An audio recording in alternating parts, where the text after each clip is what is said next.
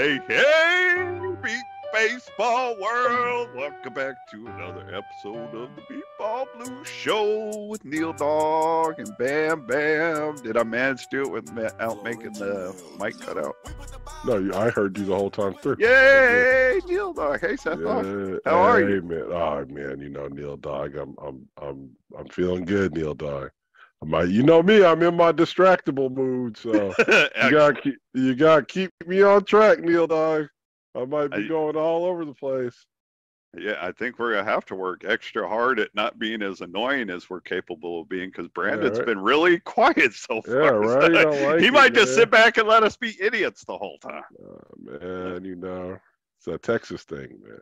Texas and California. In a few years we're gonna be on different sides of a border, so Oh, we've been on different sides for a long time.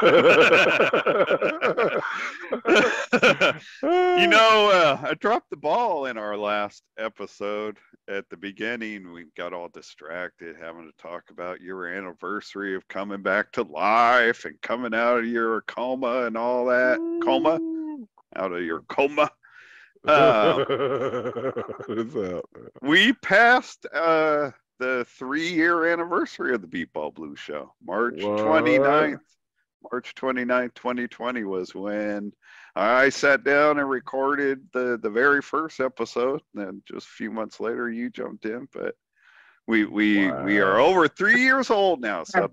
Wow. Just about out of diapers, almost potty trained. All right. You might just need that last swat on the ass to get you moving.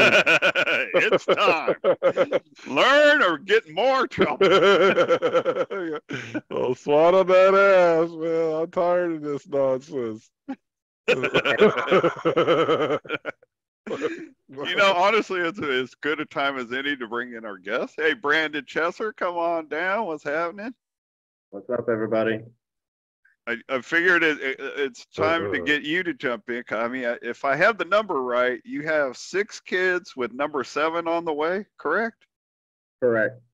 Do you take the same philosophy as Seth? Like, if they're not learning to get potty trained, get a little swat on the ass to help it along? Or do you have a kinder, gentler approach? Whatever it takes.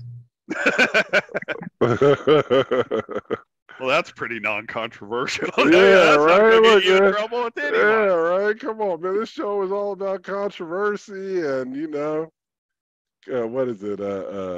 Sharp takes. It's not sharp takes, but stuff like Hot that. takes?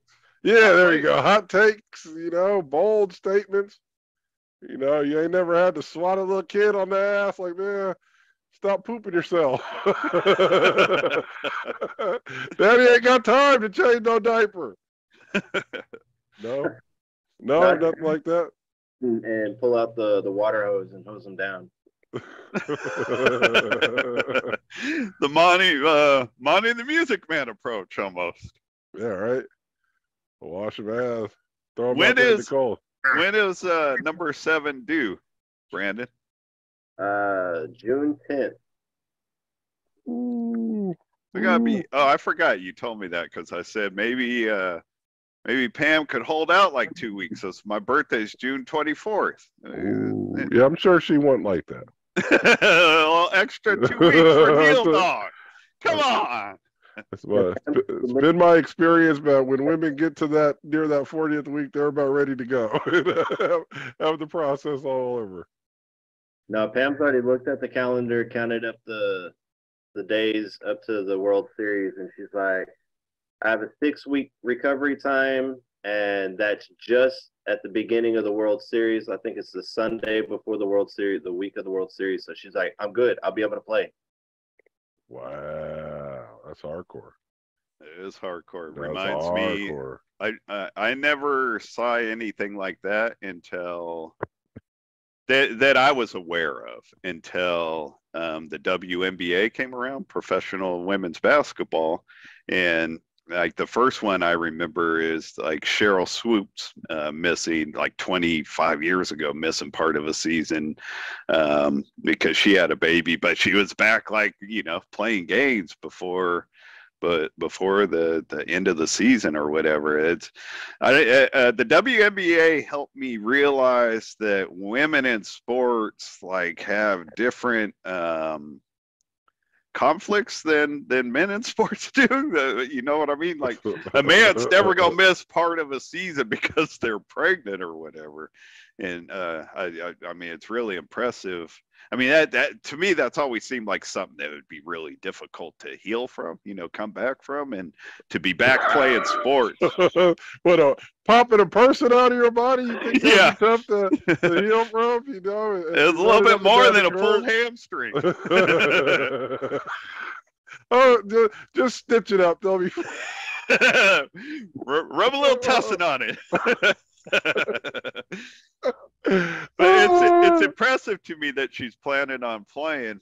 Man, Brad, it's like everybody knows that you've been on the Austin Blackhawks for a long time. Your wife plays for the Blackhawks. Your kids have been volunteers on the Blackhawks, and now you're going to play with the Heat. But your family's staying with the Hawks, or at least Pam is. I don't know who the kids are going to be with, but I saw streaming from your kids on both teams, so maybe you did manage to take a volunteer with you. But I was wondering, man, did you purposefully sabotage the Blackhawks by getting number 7 on the way during the season? No, that was. Was that an attack on your former team? Taking a player out? I'm working on my own team. Oh. Yeah, right. You've got a beat ball team already. Now you're starting a bench. Yeah, I got a pitcher, a catcher, a couple of spotters. Just working on the players. As I told my buddy Dante Palmer when he had another baby at like 50 years old, better you than me, man. Better you than me, man, because that's crazy. I could imagine having all those kids, man. I could not imagine. No, Must be fun, though. I mean, at some point, it must be not, kids are fun. They are truly fun, but that's a lot of kids. Yeah, no, yeah. I mean, I could kind of relate to like everything you just said, because one, like just think about one kid. I don't have any kids, so one kid is a little, the idea of one, responsibility of one is it stresses me out. But at the same time, like when you're talking about, saying kids are fun, like that's one thing that I have appreciated the most about watching you as a father over the last 18 years is like how much you like love it or whatever. You know what I mean? You're really close with your 3 kids, and you have a lot of fun with them. So I could see, like, even though like 6 or 7 would, be a lot of stress, I don't think you would have any less fun. Like, I think you would be embracing all of it. No, it would be fun. What's the age differences between those? Between like the oldest and the. So we got a twin 17-year-old, a 15-year-old, a 12-year-old, a 6-year-old, a 2-year-old, and one on the way. Wow. That's pretty spaced out. Yeah, right. That's a lot. That is good. That is a good distance. Actually, here, theater, scouts, we're into everything. Yeah, right. No, I mean, it's always, like what we found is that balancing, right? Where, you got, especially being a blind parent, and, at least I'm blind, Christina's not, but you have practice here and practice there and games, and you got to kind of divide everything, and everybody's got to go different ways. The more you have, I mean, I imagine that just, that gets kind of hectic and, just hectic. Yeah, that covers it. I could kind of relate a little bit. I'm the youngest of 5 kids, and my oldest brother, he's passed now, but he was 17 when I was born. So that's kind of the same distance between your oldest and your newest. I came in around the same time, came in June. My brother that was 17 started his senior year a couple months later. Is your oldest going to be a senior next year? did we lose me? Oh, we lost Neil. Oh, goodbye, Neil. Ah, boo. Should have plugged in your HDMI cable. Can you hear me now? Ah, boo. Da, da, da, da. Oh, I can't hear them either. Yeah, so that's all good, man. So what's been going on with you, Brandon? What you got? You're going to the Heat, man. Yeah, I'm with the Heat. I've already played my first 2 games with the Heat against one against Austin, one against the Jets back in March. You like that hitting off Fonzie, huh? Yeah. Well, of course, you've been spoiled. I don't want to say spoiled. I call it spoiled because I spent so much of my career being struck out by people. Yeah, being an Austin Blackhawks, you guys have always had quality pitchers. So, it's nothing new for you. I can imagine, man. Yeah, being able to hit off of Kevin, learn the sport from Kevin. Right. And then Tim Hibner comes in, Right. and then also having the opportunity to help Molly with learning how to become a pitcher. Also, one of my kids, Brian, he's been pitching since he was 12. He pitched in his first World Series game. When was that? I believe that was in 2016. And we almost hit a home run together. Oh, really? So. That'd be so cool right there. That'd be cool. I would come out of retirement to hit off my own son, That'd be fun. Is he going to be pitching for Austin now still? So yeah, he's a backup pitcher, backup catcher with Austin. Him and Pam are still there. My 12-year-old daughter, Ashlyn, she's traveling with me to Houston, so she's on the roster to help out. It was her doing the live stream during the scrimmage, and that was her first time running live stream. So hopefully she can get better at it as we go. I didn't think she did. I thought she did a pretty good job considering how young she is and that she was doing it the first time. I was able to enjoy listening to the game.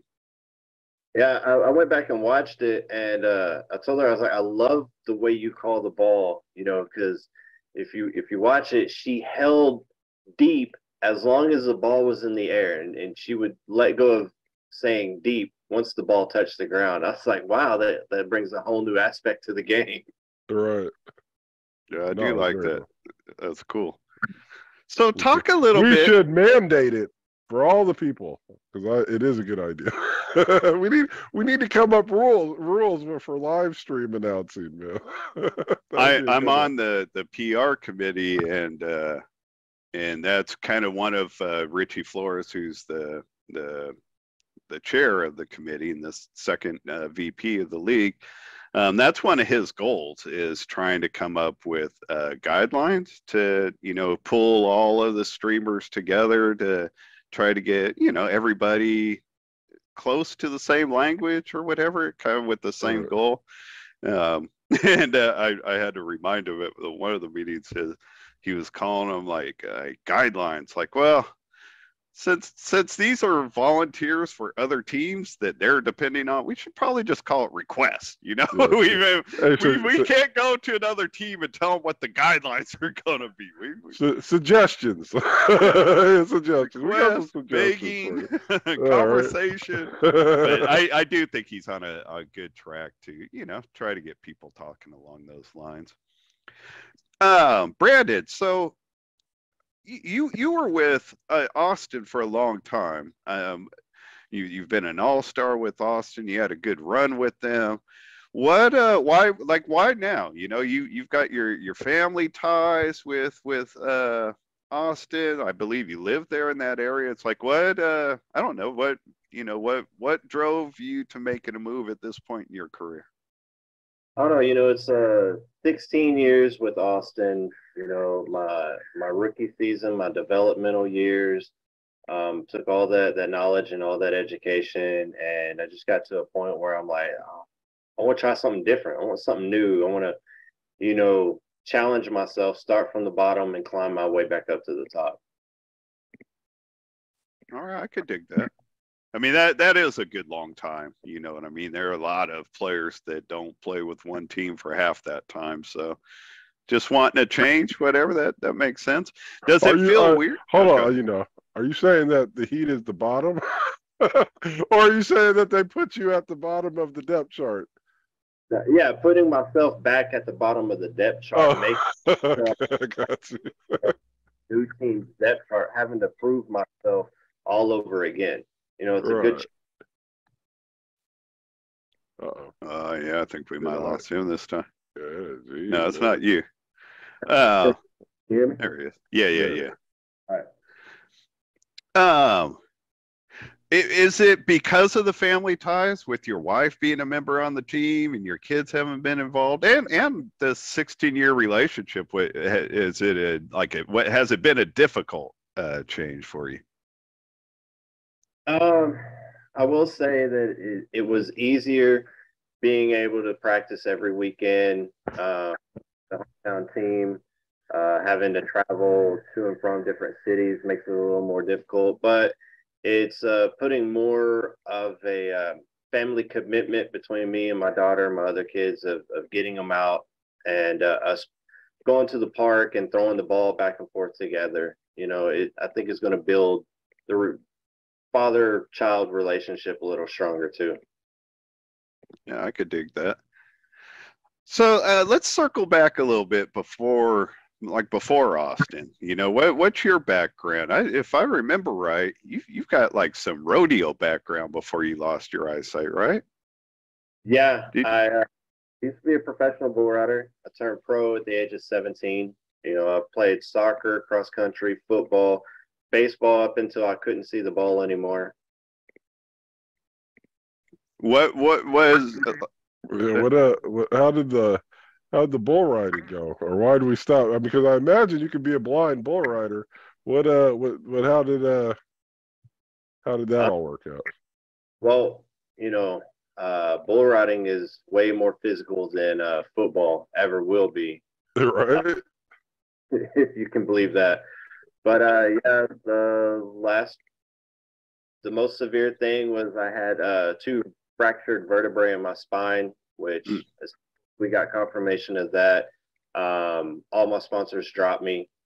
So yeah, I did my last ride in 2001 and got knocked out by doing it.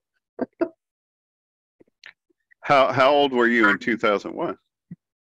19. So visually, like how did you lose your sight? What age did you? Because it sounds like you had more sight at one point than you do now. Like, how'd that all play out? Yeah, so I've got RP, retinitis pigmentosa. I was able to read out of a textbook all the way through high school. I was never able to obtain a driver's license, but that didn't stop me from driving. A lot of It hasn't stopped a lot of us. And then I did wreck a motorcycle, and after that was kind of like my wake up call that, hey, I might need to slow down in life. In 2004, my vision took a real bad turn for the worst. And then, it had a stretchy year or two. And we won't say what happened in those 2 years, but then I came to Austin and, found Pam, found Beat Ball, and now I'm here. Something I was thinking about when Seth brought up, like riding a bull blind or whatever, like how challenging does not having vision, like how much did that play into your bull riding? You really don't need vision while you're on the back of the bull. As long as you can see the shoulders of the bull, then you know which direction he's going. They always tell you in bull riding, where you look is where you're going to fall. So if you keep your eyes in the center, you'll stay in the center.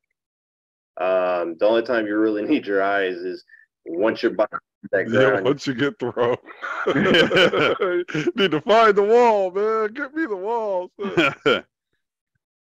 For someone like myself, because I'm 54 and I've been blind for it'll be 44 years in about a month.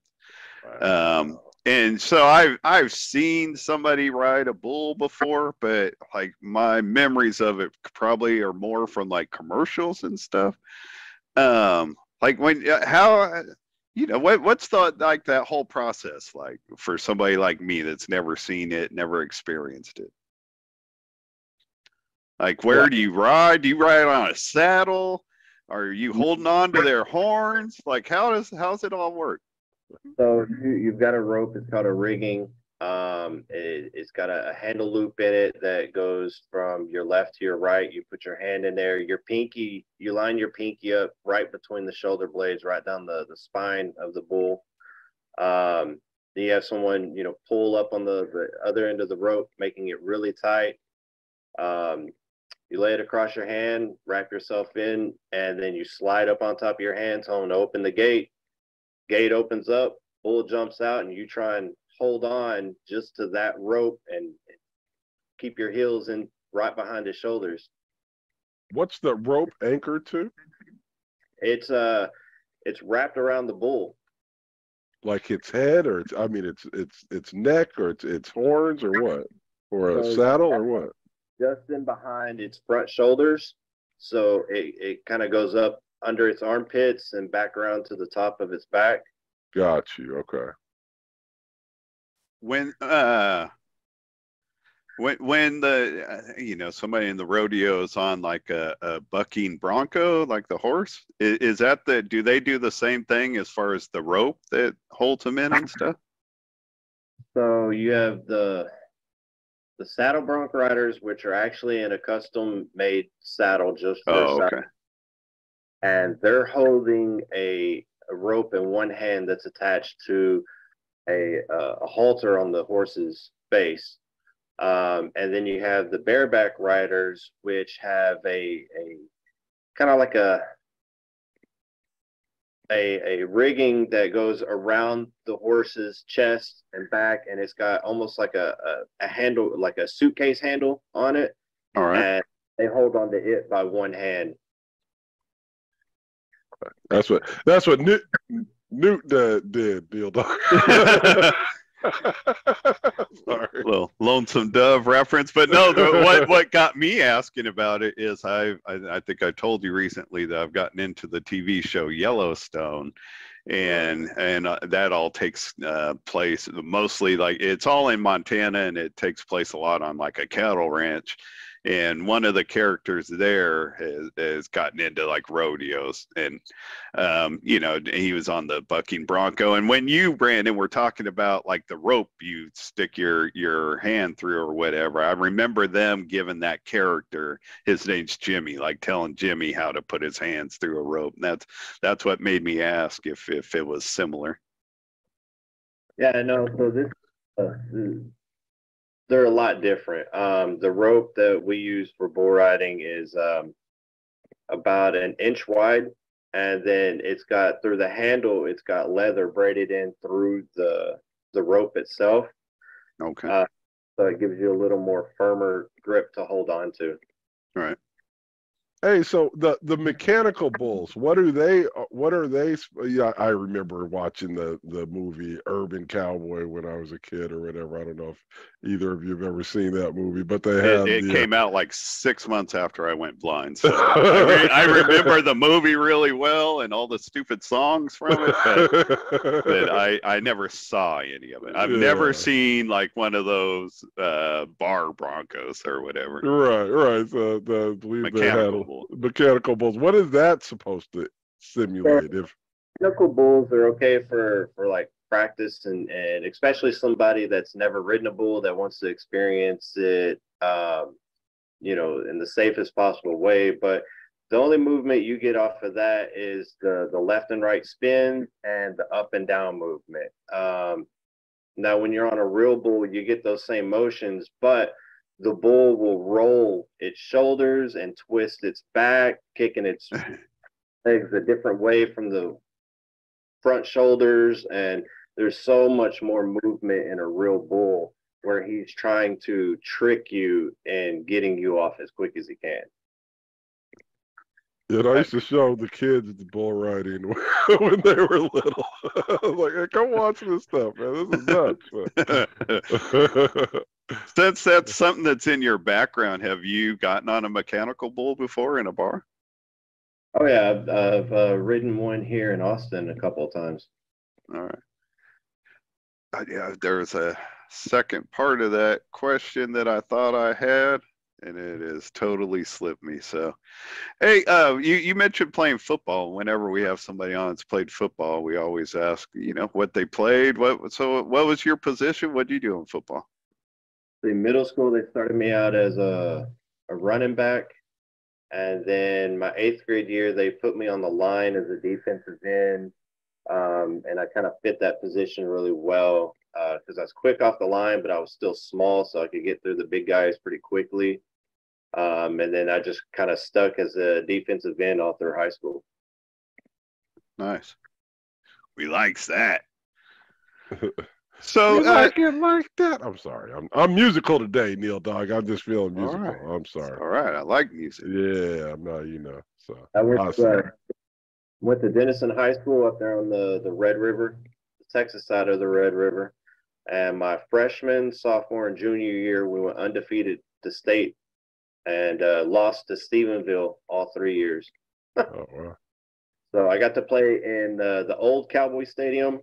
I played in the Houston Astrodome twice. And then our senior year, we went to Florida and played in the Miami Dolphins Stadium. Wow.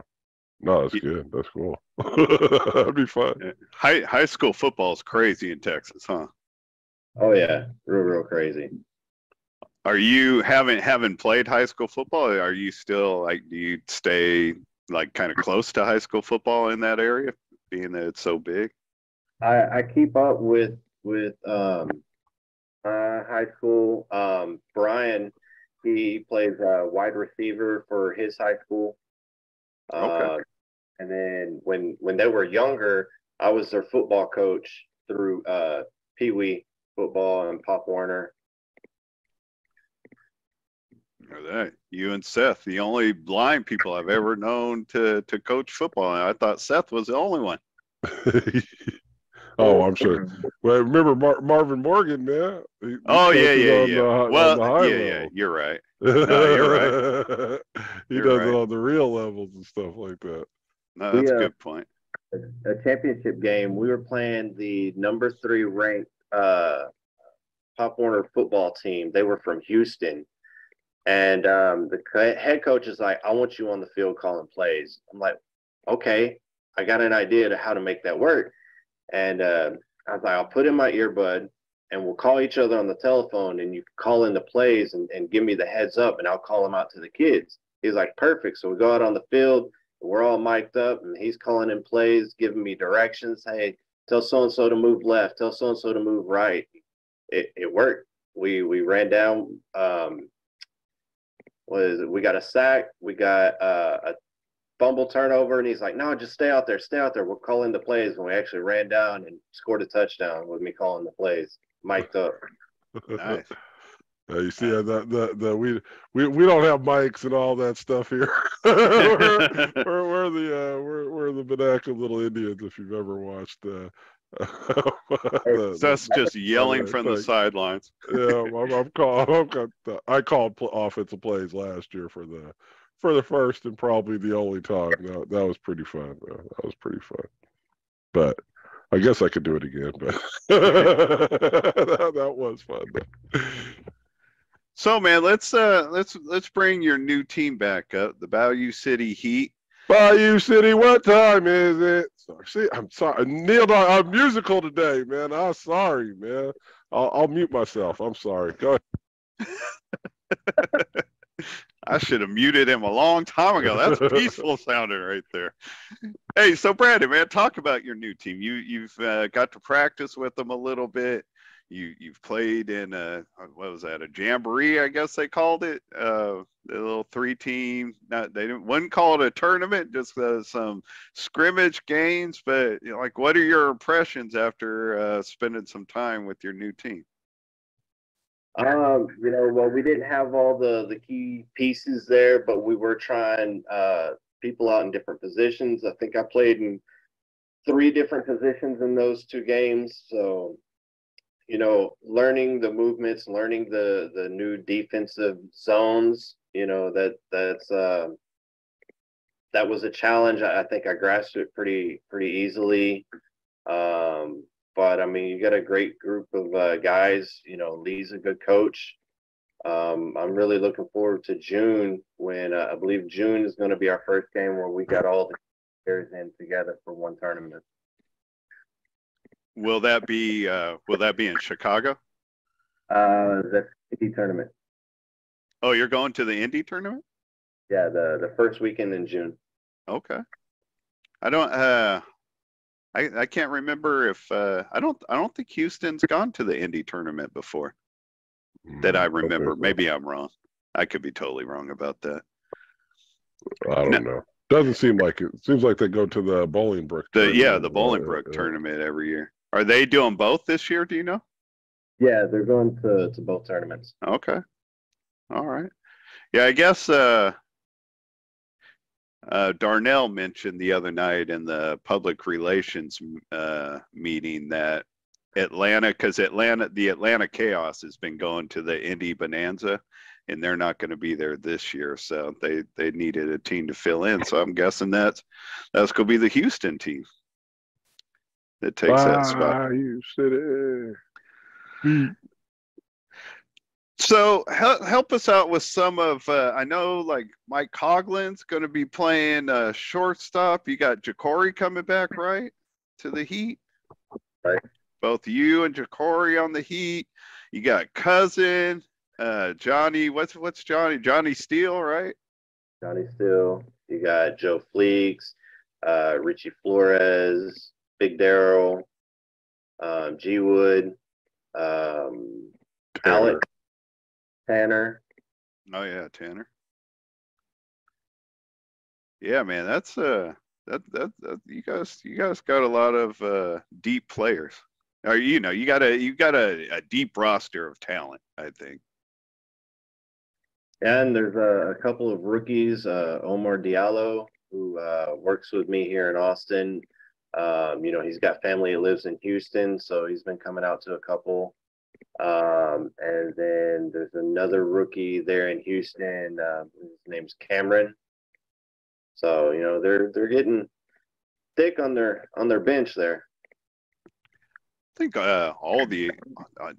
there's a lot more over the last few years. I feel like there's a lot more like rookies that have been coming in than what normally do by numbers. I mean, I guess I never know how many rookies are out there, but I feel like I'm hearing about a lot more rookies on squads. Maybe it's just because of like with the ranking, committee, and paired with like Beat Ball Nation, so much more conversation. We're just getting more information than we had before, and that's why it seems like it's more. But I mean, that's the only way to kind of keep it going. It's great to pull together talent like yourself and Tanner and Coughlin and all, have a pitcher like Fonzie, but eventually people age out. So we need to bring some fresh blood in. So it's good that you guys got some coming in. Oh yeah, you always need fresh blood coming in, whether it's players, volunteers, even our umpires. We gotta make sure that we're recruiting on all levels. That's a good point. That's actually a good transition point because that's more of a league thing in a lot of ways. And I was going to bring up before we were done, you Brandon are a member of the MBBA board. We just had the spring board meeting a few weeks back, and I talked to you either just ahead of the board meeting or right after. and you were pretty fired. You're pretty fired up about the group of people that's on the board right now. You feel like I don't know, talk a little bit about your excitement as far as the direction of the board. Yeah, a lot of the board members, we all have the same viewpoint. We all want to take this sport and this whole league and elevate it up to the next level.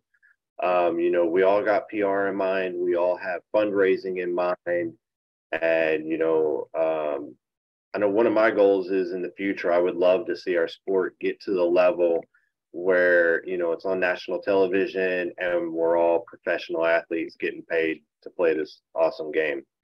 That's my goal. But the group, we all want to get nationally televised. And that's really cool to have everybody on the same page on the whole board.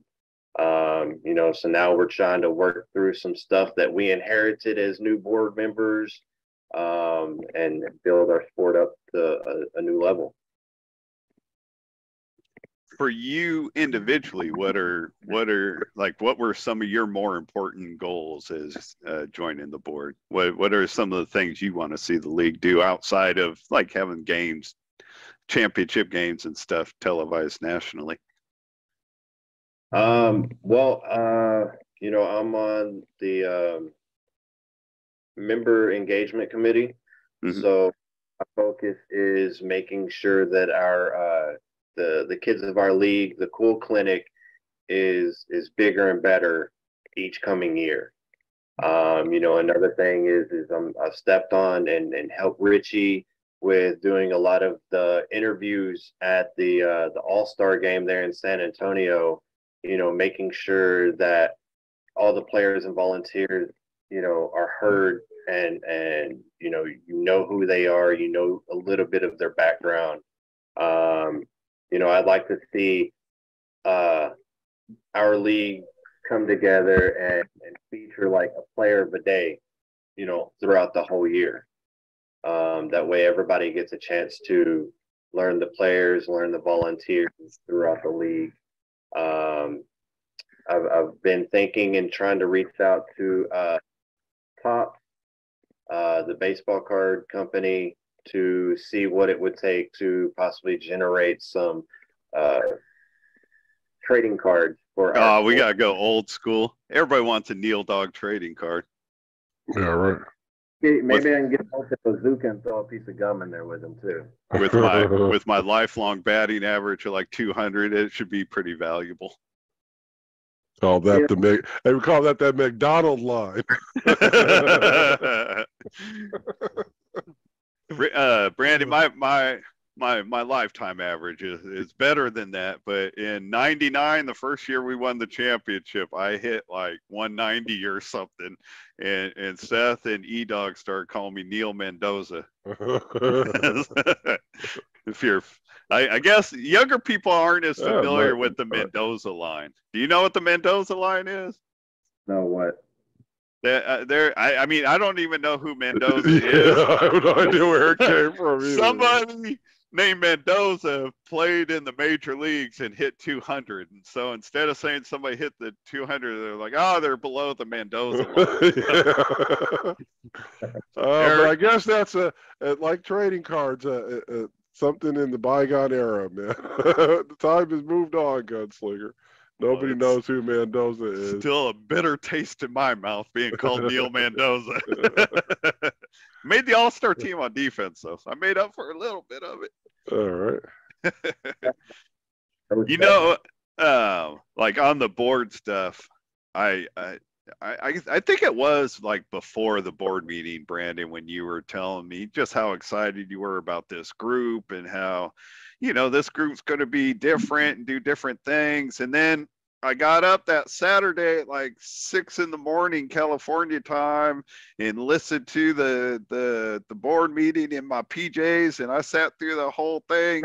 I didn't stay in my PJs the whole time. That meeting was like 5-6 hours long, but I did sit through the meeting, and I remember at times thinking, these guys are just talking. This same old board stuff Seth and I were part of 20 years ago. But then, man, like a day or two after the board meeting, Scott Hogwood comes out and he's like, man, I'm going to pledge to raise $1,000 between now and June. And what board members are with me? And like the other board members start jumping in. And the next thing you know, Darren Keeper starts a GoFundMe to raise money for the MBBA. And like in the first day, I like over $250 or whatever. Just $100. So you cut out a little bit. How much was it? It was up over $500 within the first day. Yeah, and so like I had to take a step back. It's like, you know what, these guys are doing something a little different, man. I mean, Darren Keepers is out there trying to find a sponsor to cover all the expenses of the game of the day streams or whatever, to cover like Graham Athenia's crew and anybody, all the costs that's going to be involved with that. So I gotta give you guys credit. You guys are jumping in and doing some good things for the league.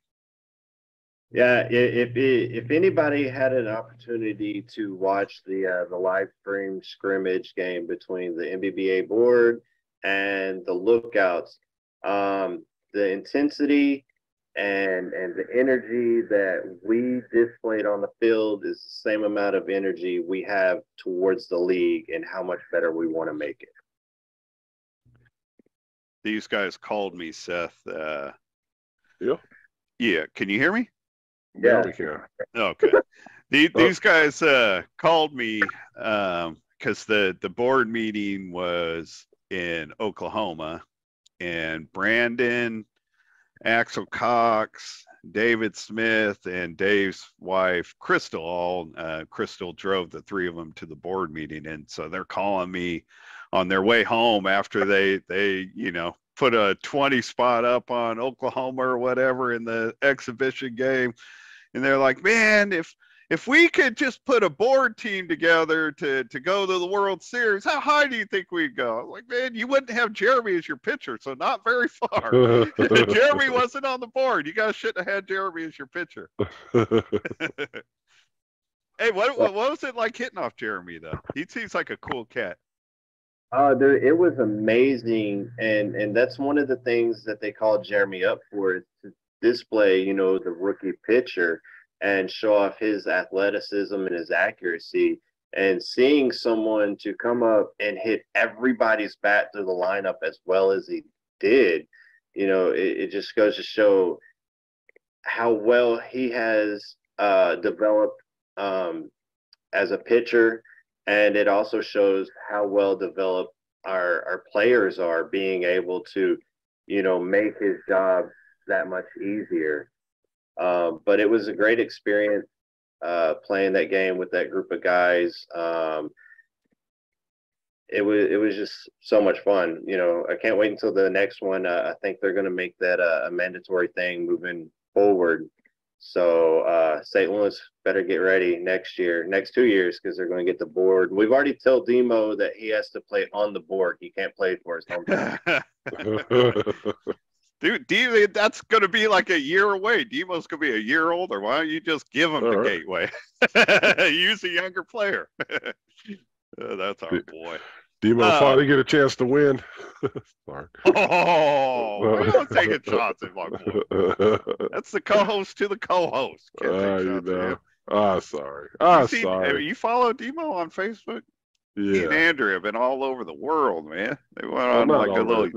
They've been in Europe, man. There's a lot of other places in the world. No, that's the world. I know we have starts and ends in Europe. Yeah, right. We have a Eurocentric mindset, but there are other places. Three of the four continents are in Europe.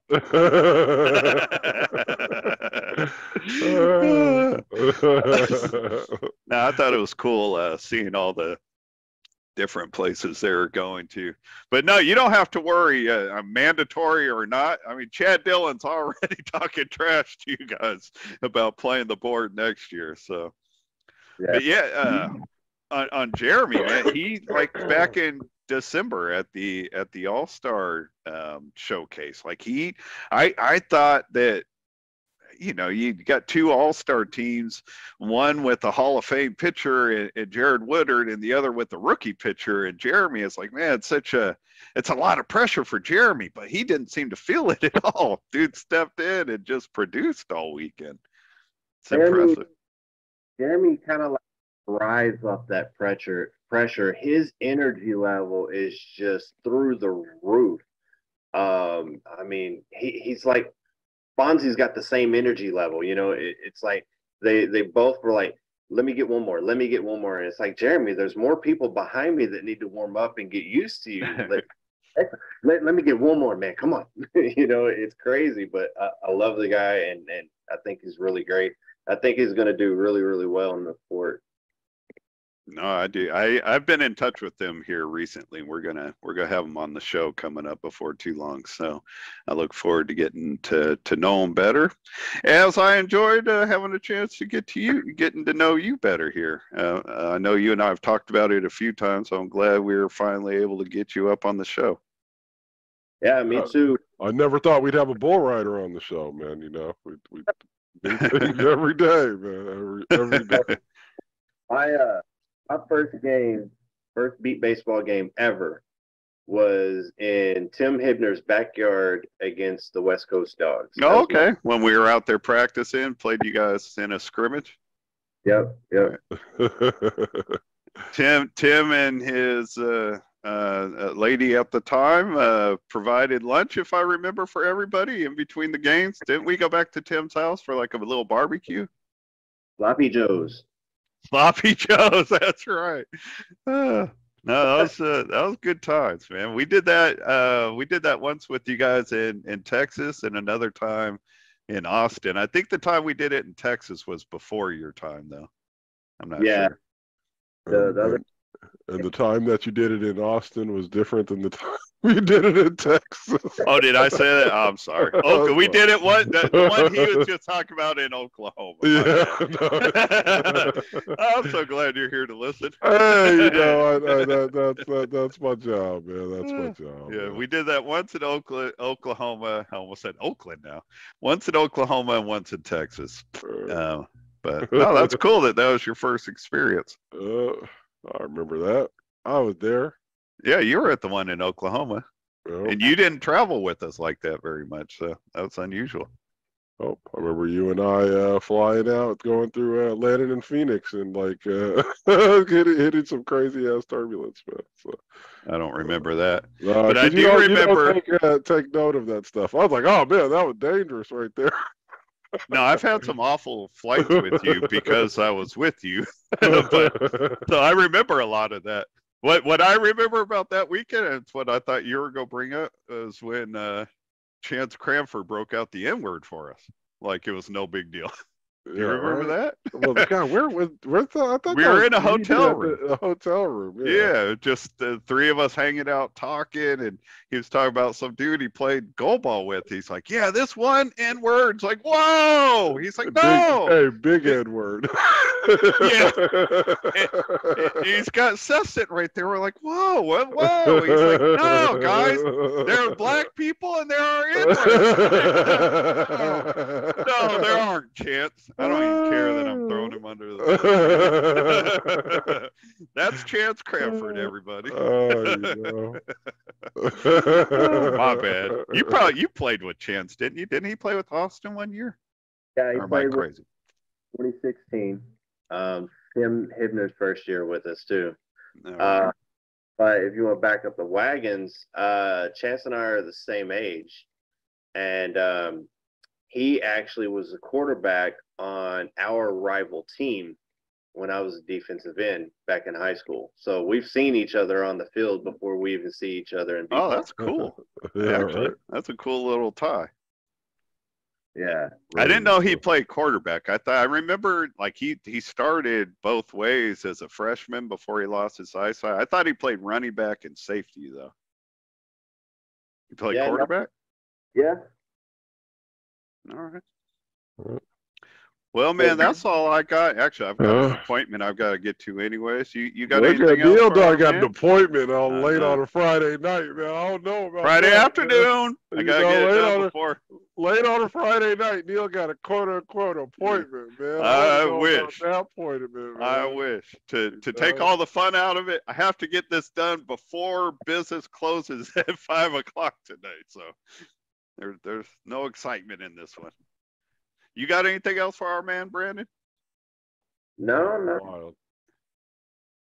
I guess the way I asked that didn't really sound like I was asking Seth.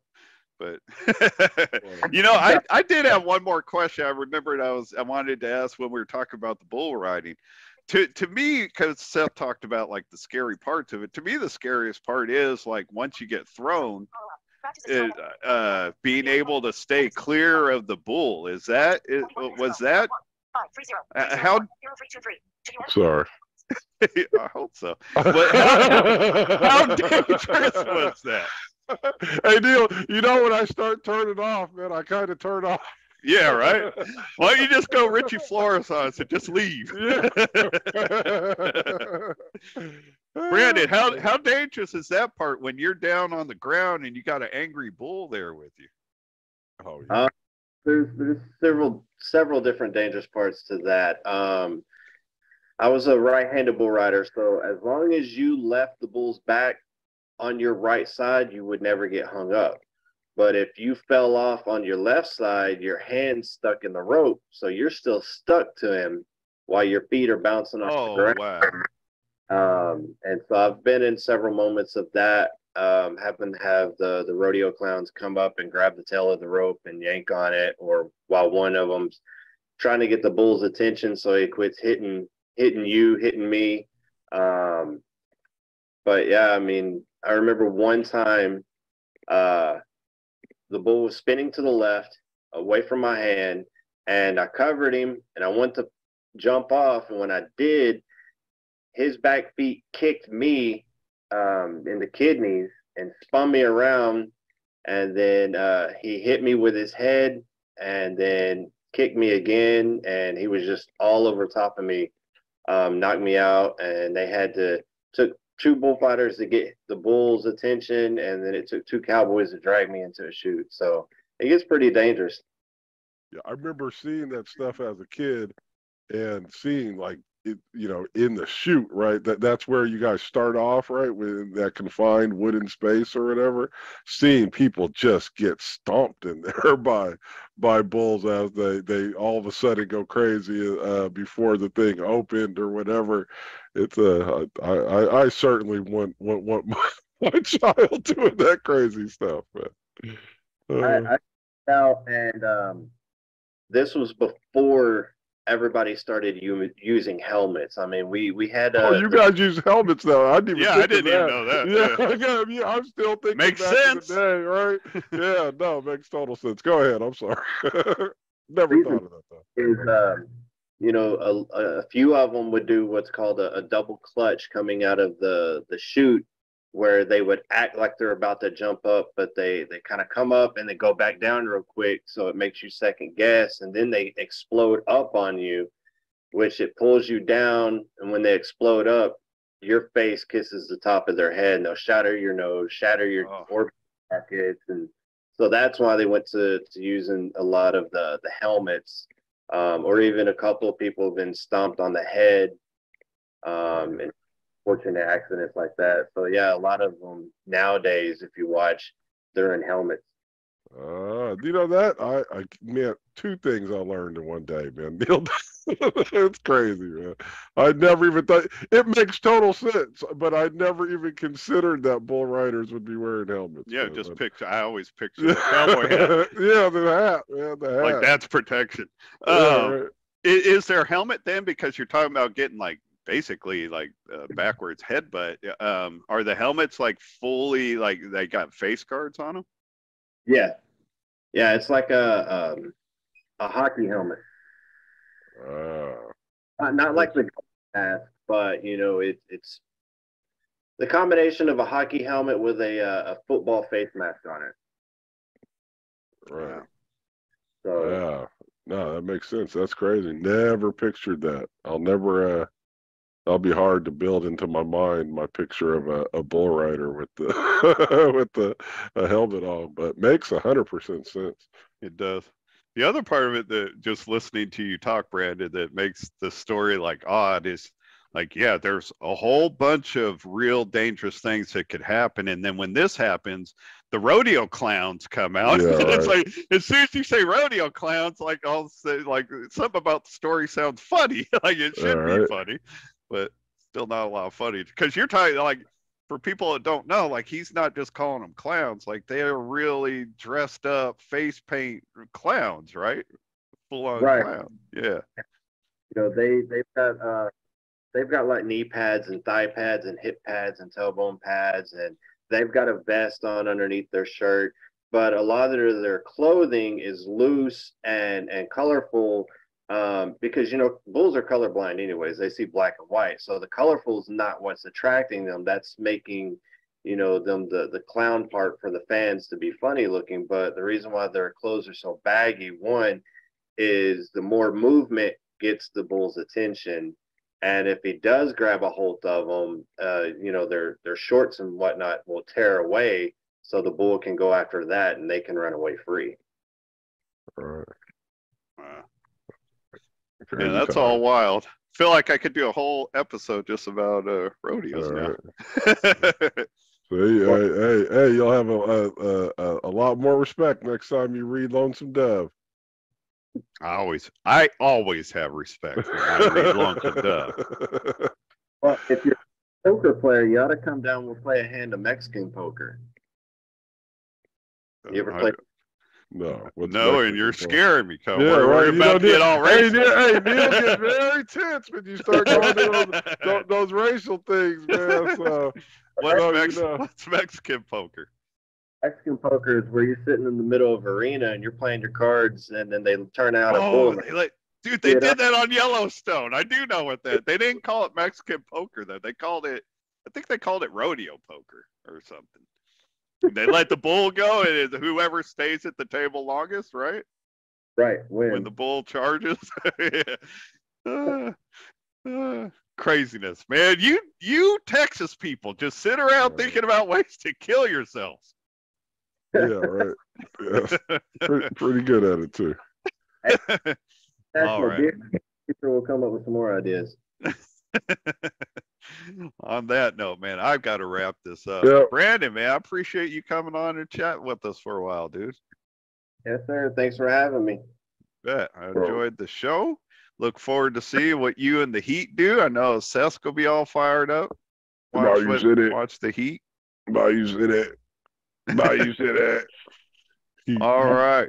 That is it for us. Bayou City Heat. Bayou City Heat. I like that one. But what were you trying to say, Brandon?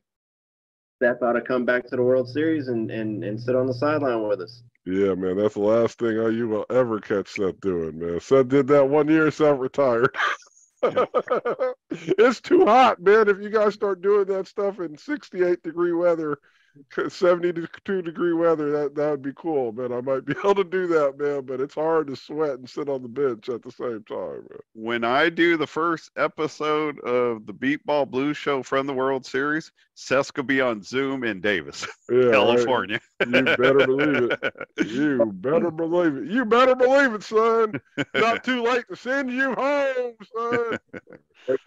You came back to Austin, right?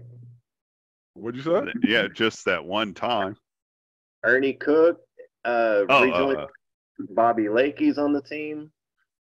All right. Yeah, we talked about that on the show not too long ago. And actually, I was really absent-minded because I was saying, because Demo had brought up how many different teams,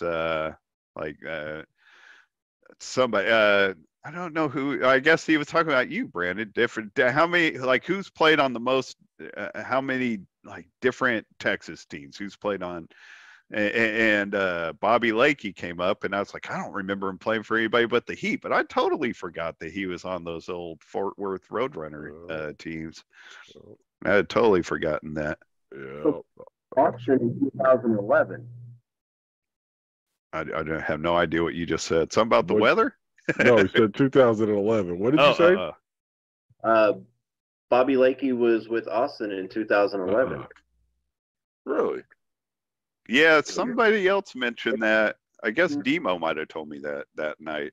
I didn't remember him ever playing for Austin, but I was absent-minded in not remembering that he played with Fort Worth, because man, we used to have some battles with the Roadrunners when Frank was their pitcher. All right, man. All right, we gotta wrap this up. Okay. Appreciate your time, Brandon. Yes, thank you, Brandon. Thank you. Your time, Seth Dog. Thank you, Mr. Frank Porter, for your help. Mr. Christopher Jackson, for your help. We will be back in a couple weeks. Everybody enjoy the holiday. Take care.